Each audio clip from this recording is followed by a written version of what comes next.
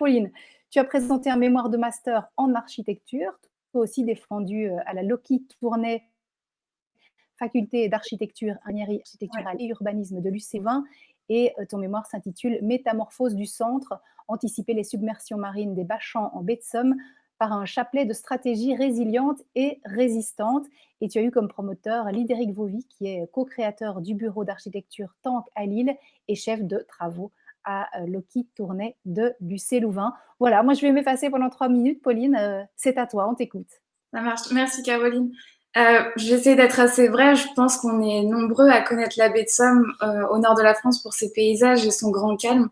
Ce qu'on sait moins, c'est que les inondations sont de plus en plus violentes et fréquentes depuis les années 70, qu'on a perdu environ 100 mètres de falaise et une ligne d'habitation au sud en moins d'un siècle, et que les protections qui sont mises en place doivent être relevées tous les 10 ans et ça a un coût assez pharaonique. L'idée, c'était de développer une stratégie soutenable et durable pour pallier l'érosion, les submersions et l'ensablement de cette baie. Je me suis appuyée sur un principe fort qui est peu répandu pour l'instant, mais en bonne voie de développement aujourd'hui, et qui est la dépoldérisation, donc l'inverse de poldériser, que j'ai connu grâce à l'analyse de plusieurs cas d'études en Grande-Bretagne notamment et dans le sud de la France.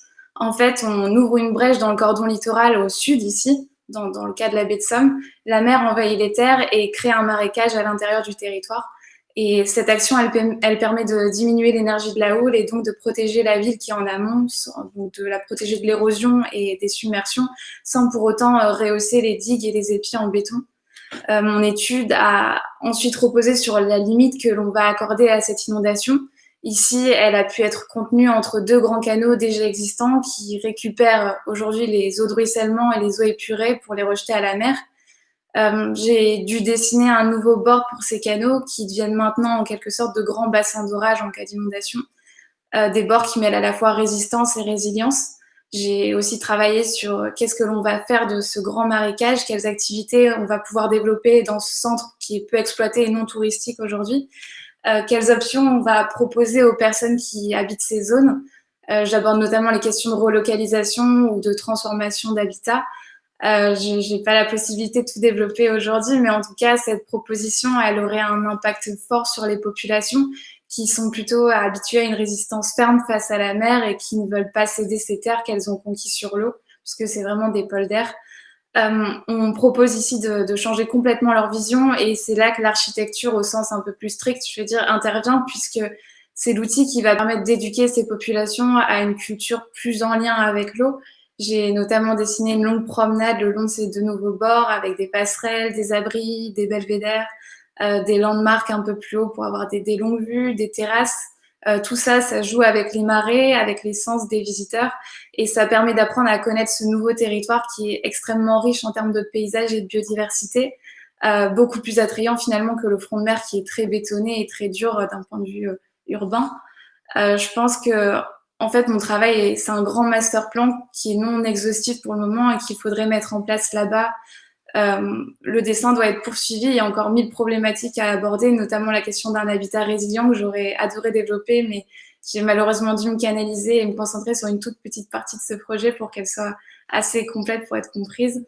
En fait, je voulais surtout trouver l'impulsion d'une stratégie qui pourrait être mise en place sur d'autres littoraux puisque c'est une question plus qu'actuelle et préoccupante pour moi. Voilà.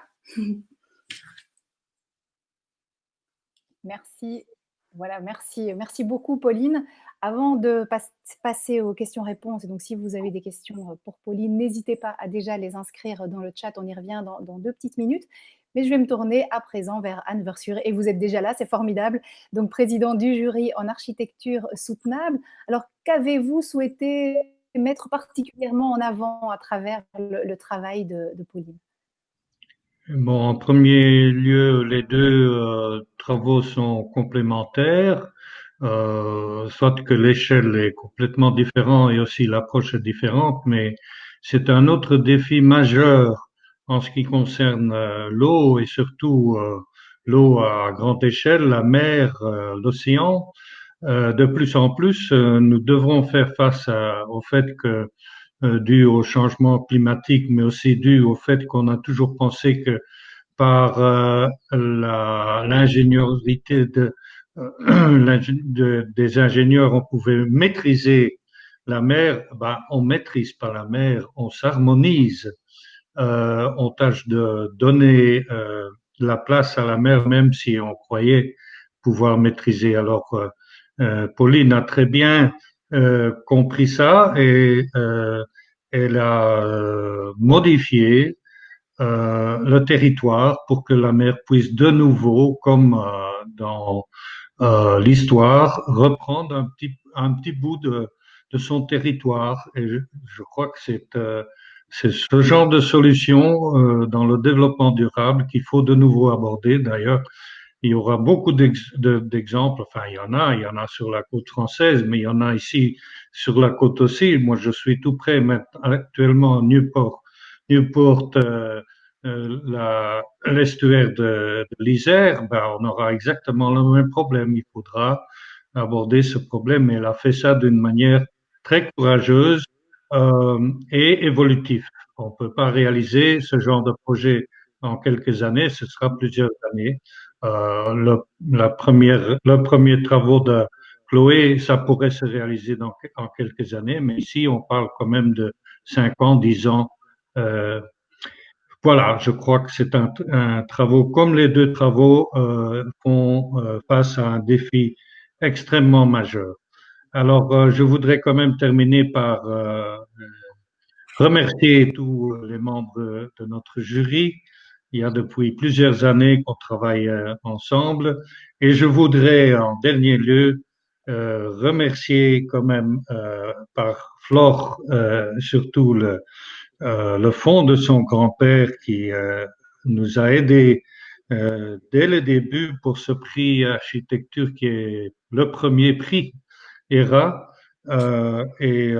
C'est grâce à ce fonds-là qu'on a pu continuer et que j'espère qu'on pourra continuer dans le futur. Flore, très content de vous revoir et passer à toute la famille mes grands remerciements aussi au nom du jury. Merci. Merci à vous, Anne Verschure. Alors, on va passer aux questions-réponses avec toi, évidemment, Pauline.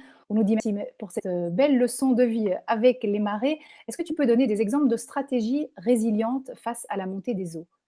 Ben, la transformation d'habitat, j'ai lu pas mal de bouquins là-dessus, très intéressants.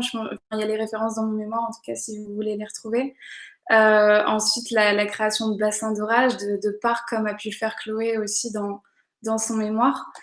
La dépolarisation, c'est l'exemple qui m'a le plus convaincu que la résilience était une bonne solution. Il faut pas oublier que la résilience doit s'accompagner de résistance. En fait, le but, c'est pas de faire un projet qui est uniquement résilient. Il faut trouver vraiment une balance entre les deux pour que ça puisse fonctionner. Je pense à un exemple sur mon site.